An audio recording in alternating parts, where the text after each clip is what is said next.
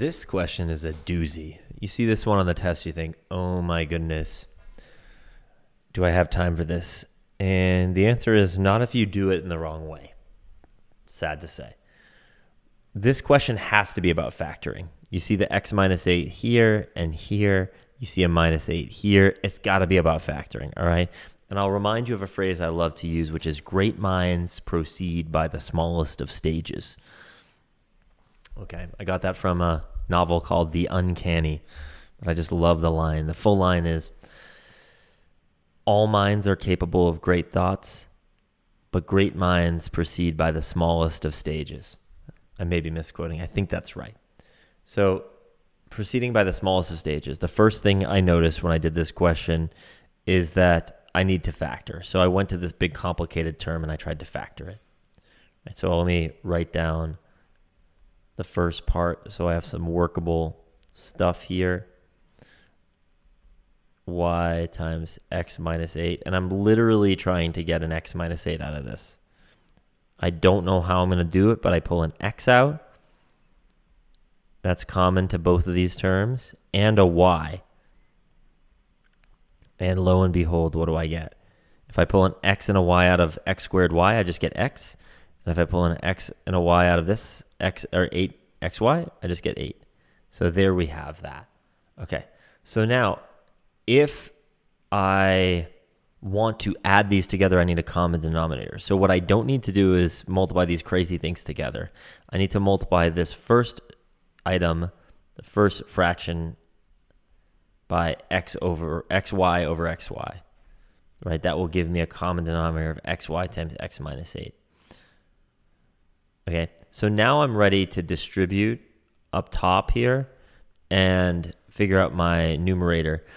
Before I go any further, let me look at my denominators and see if there's anything I can get rid of, right? In other words, like, I don't think I need a fancier denominator than this thing right here, right? Which is the product of xy times x minus 8. And I know what that is already. So I'm extraordinarily close to just picking C. If you're running out of time on this question, you just pick C at this moment, okay? So let's see if we're right to do that. When we distribute xy up top, we're going to get xy squared and 12xy. And then in the numerator of this one up here, we're going to get xy, and we're going to get negative 8y. That checks out. Xy squared, yes. 12xy and another 1xy, 13xy. And the last term is going to be negative 8y. Over the denominator that we recognize, there's our answer. Okay, so great minds proceed by the smallest of stages. Notice that I didn't know exactly how this question was going to work out. I knew what the question was going to be about, which was going to be about factoring, right? I couldn't just pick a number here. It would have been just, I mean, you could, but it would be kind of a lot of work, right? Is there a sneaky way I could get this answer without any calculation? Oh my goodness, there really might be. I was thinking, what if I made x and y both equal to 0? But I actually don't think that that's going to be that helpful. Interestingly, I think if I did that, I would expect to get something different, right? If x and y both equal 0, then I get 12 over negative 8. And I get plus, like, oh, yeah, you can't do that because then your denominator of this bottom would be undefined, right? 0 would be your denominator, which can't work, right? So you couldn't just pick 0 there. Maybe you could pick 1, but that would be a lot of work, right? So because this question was about factoring and because the expressions and the answer choices look so complicated, I didn't even try picking numbers. I just said this has to be about factoring. They can't be asking me to just brute force this question, right? The x minus 8 was a clue. And then I just took the most complicated part and factored it. So that was a great question. Okay. Interesting. Next one here. one of the factors of 2x cubed plus 42x squared plus 208x is x plus b, where b is a positive constant. What's the smallest possible value for b? Very interesting. Smallest possible value. All right, so let's see what we can pull out of this. I mean, certainly we can pull a 2 out of everything first, right? Sorry, let me do that. Dividing everything by 2 or pulling a 2 out would mean you get x cubed plus 21. Oh, and I can even pull an x out. Let's do that as well. 2x can be pulled out of everything, right? Which leaves us with x squared plus 21x plus 104. All right. So, once I've got it to an x squared format, that's pretty nice. So I can now just do some pretty standard factoring, x and x. I've got a positive term here, which means that the signs of both my factors are the same, either positive or negative. This one tells me that if they are the same, they're both positive. And then I need to just say what multiplies to be 104 and adds to be 21. Okay, so, you could say, certainly they're not going to be numbers very big. So it can't be like 2 and whatever that would be, 52. Obviously, that's way too big. And so would, 4 times 26. Those are too big. What if I said 8 and 13, right? I just doubled this value and cut this one in half. 8 and 13, those do add to be 21. So what's the smallest possible value of b? I think it's the 8, right? It's x plus b. These are definitely as small as they can possibly be, I think. Right? I'm wondering, is there anything? No, I mean, because these are the factors, right? If we had factors that were not in terms of, binomials, if they weren't x plus b, but just b, for instance, maybe you could pick some smaller numbers. But in this case, b must be the 8 since it's the smallest element of this set. I guess you could be snarky and say x plus 0, but the question has thought about that. The framing says it has to be a positive constant. So, b cannot be 0 since it's not positive. Okay, cool. That's a good one. Let's do a couple more. Okay. The equation x squared plus 6x minus 7 all over x plus 7 is equal to ax plus d, where x is not equal to negative 7. That's just to, guard against the undefined value, right, when the denominator is 0, when x is negative 7. A and d are whole numbers. They're integers. What's the sum of a and d? Okay. So obviously one of the traps would be like to just solve for a or d. And when you recognize that these have to be integers, a and d have to be integers, you recognize that this is again a factoring question, right? So we have to be able to factor x squared plus 6x minus 7. It's going to factor in such a way that we can get rid of our denominator. So this is going to be like x plus 7 times something else. And it's pretty clear what that has to be because, you need to get x squared, so x times x, and you need to get negative 7. So positive 7 has to be multiplied by negative 1. Okay, and we can confirm that this works by saying, FOIL this back out. Did this work? Right? In other words, I sort of made this work with my first term and my last term. I check with my middle term. 7x, negative 1x. Indeed, that's positive 6x. So now I can rewrite the entire thing. This is over x plus 7. This is, right? I just take my original equation. I wrote it in a factored form. And this is equal to ax plus d. Well, look, the x plus 7s cancel. X minus 1 is equal to ax plus d. Sneaky. I'll write the 1 here so you can see that a is 1, d is negative 1. Right? Now I can see, like I expected that the a and d values would be answers. Here's D, which is negative 1. And here is A, which is positive 1. I know it's confusing because it says B, but I mean this is our D value of negative 1 is represented in answer choice B. And our A value of positive 1 is represented in answer choice D. Right?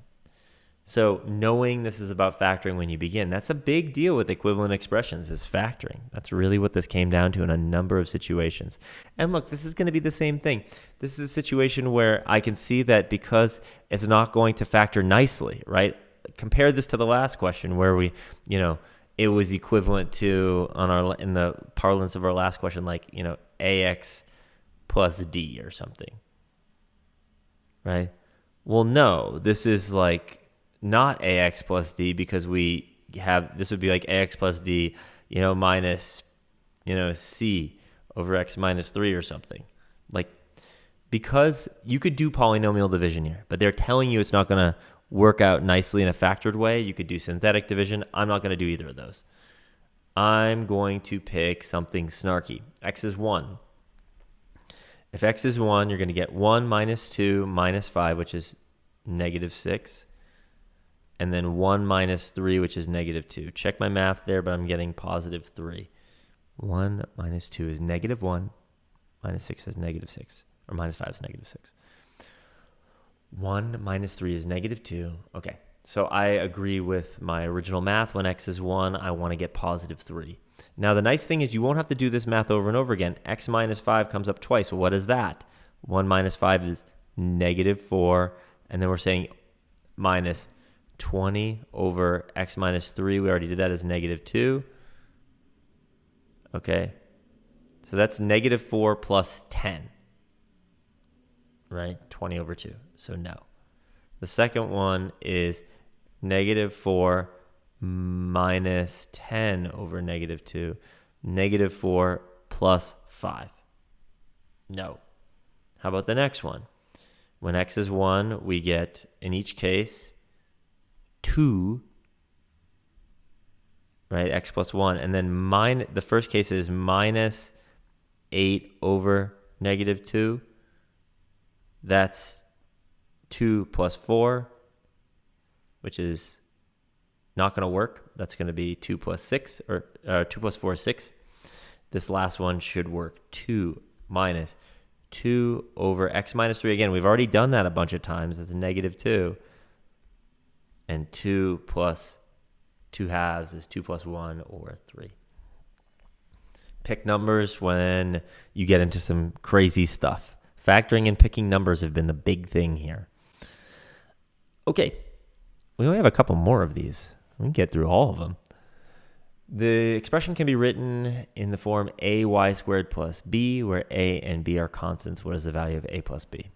Okay, the initial expression given to us is 7,532 plus 100y squared plus 10 times the quantity, 10y squared minus 110. It's just a question where we have to combine like terms. The key thing to recognize is that this 100y squared and 10 times 10y squared, that's a quick 200y squared. And then the trap is not distributing the 10 to the negative 110. So we have 200y squared, we have 7,532, and then we have minus 1,100 1,100. And then that's just 200y squared plus 6,432. The last trap is not adding these together, which is what they want. That's the eureka mistake, right? I've got it. A plus B is 6,432 plus 200, 6,632. Okay. That one's fairly straightforward. Let's see if we have a couple other interesting ones. I think we only have, we have 3 more. Let's do it. So here is our expression 6 times the 5th root of the quantity 3 to the 5 x to the 45 times the 8th root of 2 to the 8 times x. It's the 8th root of the quantity to the 8 times x. And it's equivalent to ax to the power of b. A times x to the power of b. To be clear, what is the value of a plus b? So it's the same kind of question, except, it looks a little bit more complicated. It's important to recognize, this is a properties of exponents rule, that the 5th root of a product, like the 5th root of 3 to the 5th x to the 45, is equivalent to the 5th root of each of the individual entities of that product. So the 5th root of 3 to the 5 and the 5th root of x to the 45. And similarly, we have the 8th root of 2 to the 8 times the 8th root of x. And then the next thing that's really important is to be able to think about roots as fractional exponents. So 3 to the 5 raised to the 1/5, which I'll simplify to just 3 to the 5 over 5. Let me actually just show you what I mean, so I won't be lazy here. It's like this, where the 5th root can be written as a fractional exponent. X to the 45 raised to the 1/5. All of this would be happening more quickly on the test. I wouldn't be actually writing all of this out. 2 to the 8 raised to the 1/8, and then x to the 1/8. Okay, so now these simplify quite nicely. 3/5, 3 to the 5 raised to the 1/5 is just 3 to the 5 over 5, or 3 to the 1. X to the 45 over 5 is x to the 45/5, which reduces to x to the 9. 2 to the 8 raised to the 1/8 is just 2 to the 8 over 8, or 2 to the 1, and then x to the 1/8. So look, now we can just combine like terms. 6 times 3 times 2, that's 36. Times x to the 9 times x to the 1/8. All right, so if I've done this correctly, now to figure out what x to the b is, I have to add my exponents. All right, so that's, you need a common denominator there. Essentially, we now know that a is 36, and b is, I'll write this down here. Let me give myself some space. This is 36, times x to the 9. I'll write in parentheses 9 plus 1/8. And now I'm just combining those, right? When we multiply x to the 9 times x to the 1/8, we're just adding those two exponents together. We need a common denominator. 9 could be written as 72/8. And then 1/8, you would add those together, right? So that would be 73/8. B is 73 over 8. And the sum of those, how terrible is that? Making me bust out my calculator. Well, we could just say that's maybe the simpler way without a calculator is to say that's 36 plus 9 plus 1/8, right? And this is 45 plus 1/8. And that is equal to whatever the heck that's, we could write it as a decimal, or you could, a decimal is perfectly acceptable there, or as a fraction, which would be terrible, is the answer. 368, 361 over 8 or something. Let's check it. I don't even want to. Do you want to? I don't want to. Let's keep moving. The key is the exponent rules in that question. All right, so they tell us on this one, A equals C plus D, which of the following is equivalent to that expression, which looks so lovely. What I would do on this question is use the answer choices. You don't have to, but it is worth recognizing like a little bit of almost of a difference of squares kind of concept that seems to be floating here, except, so we don't know for sure. So you could just sort of work these out. So this is going to be x squared plus 2ax plus a squared. This would be x squared minus 2ax plus a squared. This would be x squared minus a squared, and this one's already written out for us. So now you could just turn the a's into c plus d's and see what happens. The fact that I'm going to get a negative c squared and a negative d squared makes me look at the ones that have negative signs. So I'm going to look at this one first. This would be x squared minus 2 times c plus d, x plus c plus d squared. Okay, again, that doesn't look right to me because I got to get a negative c and d squared, so I'm not going to do any more math there. How about, well, this one doesn't look quite as promising, so I'm going to go to d. I could be wrong, but this is problem solving in action. Negative a, I write that as c plus d times x, and then minus, instead of a, again, I write c plus d squared. Well, now this is starting to look pretty good. This is going to be negative cx minus dx, and then this is going to give me negative c squared minus d squared. Am I getting what I want here? X squared, yes. Negative d squared, yes. Negative c squared, yes. And then what's this? Does this actually work? I don't think so. So it probably is C. Let's try C. I'll use blue so you can see where these calculations begin and end. This is, yeah. So it's X. Look, I'm going to write it. I'm going to use this form because I think it's going to be helpful. It's x squared minus the quantity c plus d squared.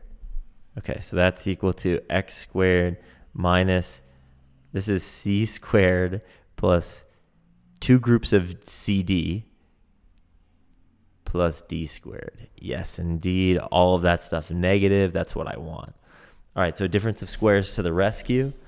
I didn't use the form they gave me. I sort of rejected that form and began using the answer choices in, I think, a helpful way, right?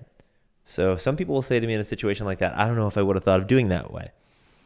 That's good. That's fine. I don't expect you to. That's why we're talking about this. But recognize where my experience took me on that question, right? It took me to the answer choices when I didn't know what else to do. There was no way to take the original expression, x squared minus c squared minus 2cd minus d squared, and simplify that into a terms. So I went to these a answer choices down here. I mean, the one thing to be said is that I was able to do these calculations really quickly. X plus a quantity squared, x minus a quantity squared, x plus a, x minus a, knowing the difference of squares. So I got them all to the sort of form that the answer choice D looks like if you look at what I did here. Right, that is no more parentheses, simple way of saying it. And then I was able to decode what to do with C and D. And I thought I was going to cut down on time. I didn't end up cutting down on time by looking for ways in which I would get C, negative C squared and negative D squared. I did notice that A wasn't going to give me that because this was all positives, right? This looked promising to me, but it didn't give me precisely what I wanted. So yeah, it was pretty interesting to recognize. I can see it now, right? Can you see it? That this piece right here, I'm gonna use a different color. That this negative c squared minus negative 2cd minus d squared is just the negative version of all of that, which is a squared. Right? I can see it now. So that's a good challenging question. Let's do the last one on this set. A and C are positive numbers. Which of the following is equivalent to that? Right? Looking at my answer choices, clearly I got to get rid of the radicals and see what else I can do. So this could be written as a plus c cubed It's the quantity cubed raised to the 1/2 power, right? The original was square root. I wrote it as a 1/2 power. And this is multiplied by a plus c raised to the 1/2 power. Now, what I can do is I can combine these all under one, combine them under one exponent to the 1/2 power. Back here, it may have been easier to recognize that this was a plus c cubed and then times a plus c, right? All under the same square root. You could have written it.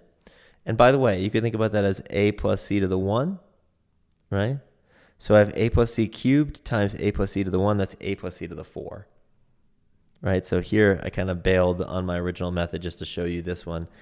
A plus c, something cubed plus the same something to the 1 power is that something to the 4 power. That's exponent properties, right? Down here, the same version would be, a plus c cubed plus a plus c raised to the 1/2. So that's the same exact thing. Now, the next step is, I think if I was doing it on the top way here, I would write this now as a plus c raised to the 4, all raised to the 1/2, and then you could multiply 1/2 times 4 to get 2, right? Same thing down here. I'll go here, a plus c to the 4, right?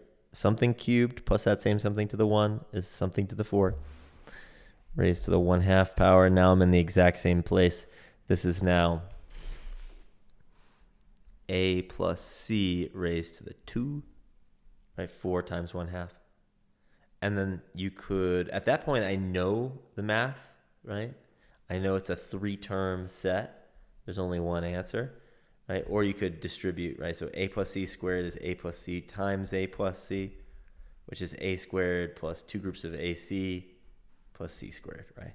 Those are things that if you know them quickly, if you know them when you see them, you're able to make quick moves. All right, so we've covered literally all of the equivalent expressions, questions in the hard category on the whole question bank. So I hope that was really helpful.